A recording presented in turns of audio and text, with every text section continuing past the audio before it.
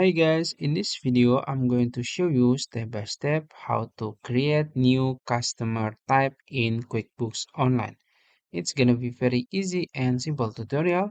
So first you can log into your QuickBooks Online account, and then in the admin dashboard you can navigate to the all apps here in the left side of your screen, and you can go to customer hub section.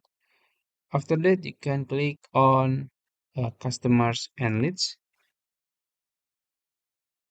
And then you will be in this page. You will find all of your customers here, a lot of customer here.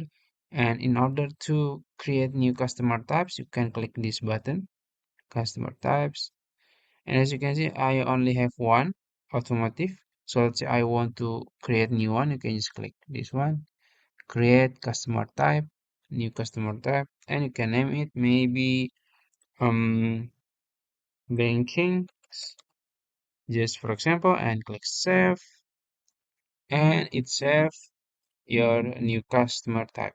So you can just add new one if needed, services, and click save, and it's done.